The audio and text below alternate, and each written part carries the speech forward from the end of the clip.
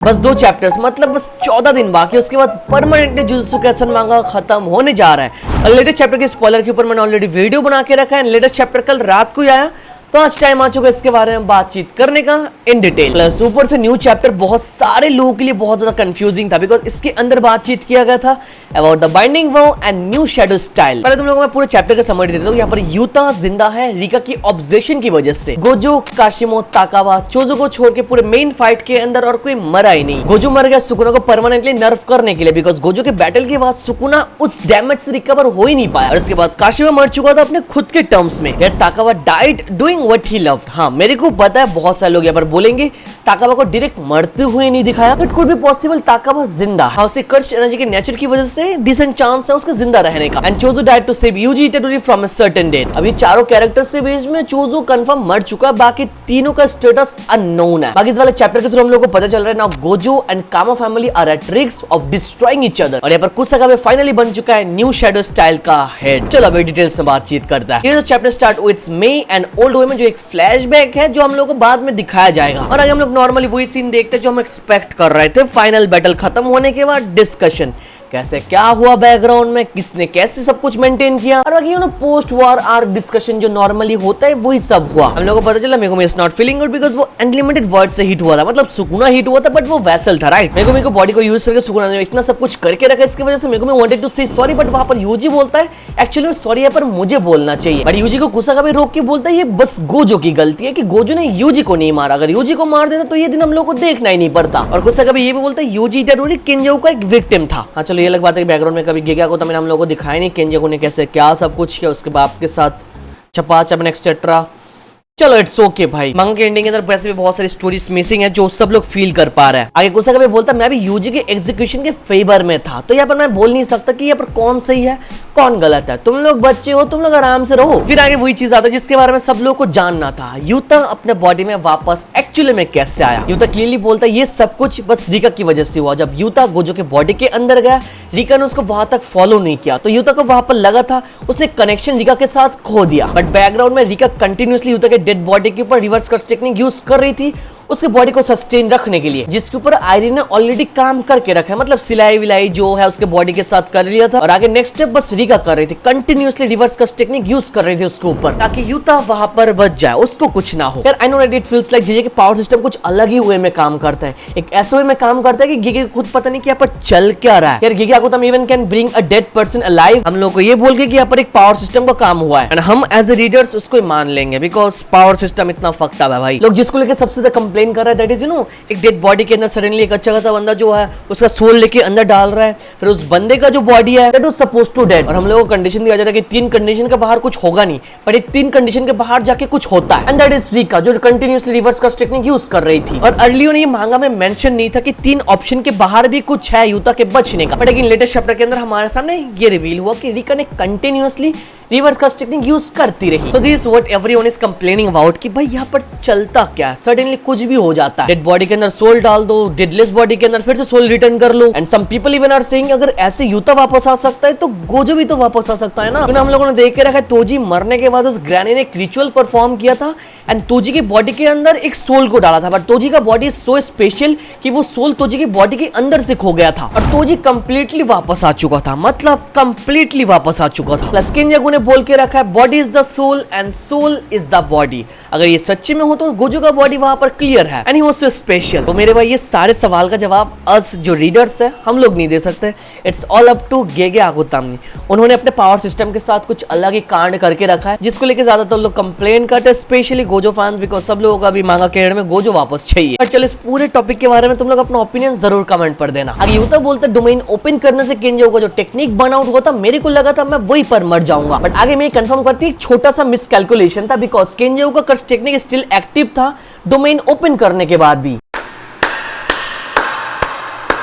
Okay चलो, गेगेस मांगा गेगेस role, तुम इस पे कुछ नहीं बोल सकते हो। आगे यूता बोलता है कर्स टेक्निक रिकवर होने के बाद यूता मरने के बहुत ही ज्यादा करीब चला गया था, बट यहाँ पर हम लोगों को पता है रिका एक एक्सटर्नल कर्स टेक्निक है, राइट। रिका एंड यूता दोनों एक दूसरे के साथ रिकनेक्टेड हो चुके थे और ऐसे ही करके यूता सरवाइव कर गया। तो सिंपली बोले तो यूता के पास रिका था एंड गोजो के पास कोई नहीं। पर आगे हम लोग देखते हैं माँ की मम्मी को बहुत ही ज्यादा चिल्लाने लगती है यूता के ऊपर। माँ की वो सी अगर तुम ठीक से काम करते तो हम पहले ये बैटल जीत जाते। केंजो को तुमने अटैक करके गलती कर दी, पर मुझे जाना चाहिए था। तोकी का जो कर्स स्पीच है वो तुम्हारे डोमेन में यूज होना नहीं चाहिए था, वो हिगुरुमा के डोमेन में यूज होना चाहिए था। अगर वो स्पीच हिगुरुमा के डोमेन में यूज होता तो सुकुना शॉक हो जाता और हिगुरुमा अपने सोर्ड से सुकुना को खत्म कर देता और ये बैटल तभी खत्म हो जाता। तो माँ की पूरे टाइम यूता के ऊपर चिल्लाने लगती और यूता चुपचाप सब कुछ सुन रहा था, सुनता हुआ जा रहा था, सुनता ही हुआ जा रहा था। A very true example of a married life की शादी के बाद तुम कुछ नहीं बोल पाओगे, no matter how strong you are, वो तुमको सुनाती रहेगी भाई। शादी करने से पहले 2 बार सोच लेना। और चैनल को सब्सक्राइब करने के लिए सोचने की जरूरत नहीं पड़ती है, लाल वाले बटन को प्रेस करो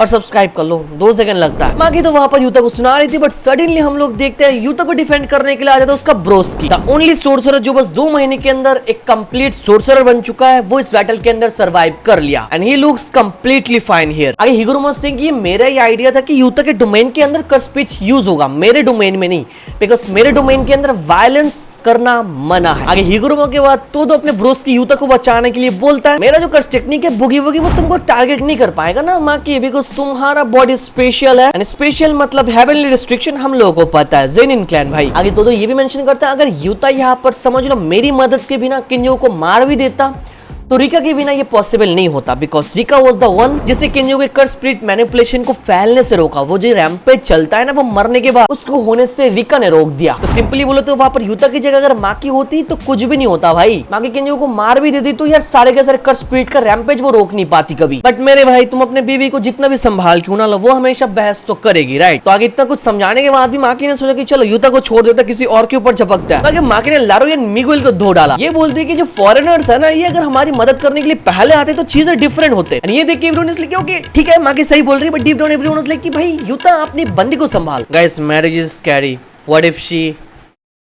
और भी बहुत कुछ होता है, BDSM होता है, डॉगी होता है, रिवर्स काउगर्ल होता है, 69 होता है, लेट के टांग के बांध के बहुत कुछ होता है। और हाँ सिर्फ ऊपर चढ़ के हिला लेने को सेक्स नहीं कहते हैं। आगे यूजी बोलता है थैंक्स टू ओकोत्सु सेनपाई, उन्होंने अपना कर्स टूल मेरे को दिया जिससे मैंने अपना फिंगर को हाइड कर पाया सुकुना के सामने। बट अगेन माँ की यूता को सुनाने लगती है कि भाई ग्लव भी दे सकते थे तुम। अगेन यूजी वाज सेइंग कि थैंक्स टू ओकोत्सु सेनपाई कि हम लोग सुकुना को सेकंड टाइम डोमेन को यूज करने से रोक पाए। बट अगेन माँ की यूता को धो रही थी एंड वाज सेइंग यूता ये सब पहले भी कर सकता था, right. Through the entire chapter हम लोगों ने देखा यूता की कुटाई भाई पूरे चैप्टर के अंदर शुरू से लेके एंड तक चलाई ये चीज। आगे तो चोजो को बचा नहीं पाया, इसके लिए सॉरी भी बोलता है बिकॉज चोजो एंड यूजी दोनों डोमेन के सेंटर में है और वहां पर हीट बहुत ज्यादा था, वहां तक तो जा ही नहीं पाया भाई। चलो यहाँ से इट्स कंफर्म कि चोजो इज डेड, नहीं तो जेजे के मांगा के अंदर मरने के बाद भी वापस आ जाता है, right. But Choso is not coming back. इन सब के बाद वी गॉट टू सी उई जो क्लेम करता है मैं पूरे फाइनल बैटल का MVP हूं बिकॉज मैंने सब कुछ किया है, मतलब सब लोगों को बचाया। बट आगे मेरे भाई मेजर एलिगेशन लगता है हमारे मेई के ऊपर because through out the entire main fight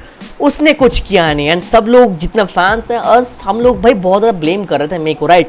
but ये पर मे के एस को सेव करने के लिए गेगे ने कुछ अलग ही कांड करके रखा है। गेगे ने हम लोग को दिखाया न्यू शैडो स्टाइल का जो हेड है उनके साथ बैकग्राउंड है, मतलब फाइट के स्टार्टिंग से पहले यार मे ने अलग ही कांड करके रखा है। आ गया था मोस्ट इंपॉर्टेंट स्टफ के बारे में, new shadow style and binding vow, जिसको सबसे ज्यादा इस वाले चैप्टर के अंदर हाईलाइट किया गया। आकर के थ्रू हम लोग आगे पता चलता है जो न्यू शैडो स्टाइल है वो बस कुछ सर्टेन लोग यूज कर सकता है, सब लोग नहीं। ऐसा होने के पीछे रीजन क्या है मेरे भाई, उसका कभी आगे बोलता है एक फैमिली है जो उसने बाकी सब लोग को यूज करने से रेस्ट्रिक्ट करके रखा एक बाइंडिंग वाव से। तो बेसिकली इतने टाइम तक पूरे जेजे के मांगा के अंदर न्यू शैडो स्टाइल बस एक ही फैमिली यूज कर पाते थे, द इन्वेंटर सदस्युना आशिया, जिसने न्यू शैडो स्टाइल को इन्वेंट किया है और उन्होंने बाकी कर्स यूजर को इसको यूज करने से रोकने के लिए बाइंडिंग वाव प्लेस करके रखा है ताकि ये चीज बस उनकी फैमिली यूज कर पाए और कोई भी नहीं। और धीरे धीरे जनरेशन चेंज होता है, न्यू शैडो स्टाइल पब्लिकली अपने रिकॉग्निशन खो ही दिया भाई एक टाइम पे जाके, और वहां पर जाकर सिंपल डोमेन बन जाता है उनका ट्रेड सीक्रेट। आगे हम लोग को पता चलता है वो जो पर्टिकुलर फैमिली है और उनके जो स्टूडेंट्स है उनको छोड़ के किसी को ये सिखाया नहीं जाता है। ऑफ कोर्स इसके पीछे भी कुछ रूल्स रेगुलेशन है मेरे भाई। फर्स्ट रूल इज वो लोग इस टेक्निक को किसी को सिखा नहीं पाएंगे एंड क्लैन का जो हेड है उनको कभी रिफ्यूज कर नहीं पाएंगे मेरे भाई। प्लस बाकी जो स्टूडेंट्स ये टेक्निक को सीखेंगे उनको अपना लाइफ स्पैन सैक्रिफाइस करना पड़ेगा और बहुत सारे स्टूडेंट के लाइफ स्पैन को एब्जॉर्ब करता है secret head of the clan.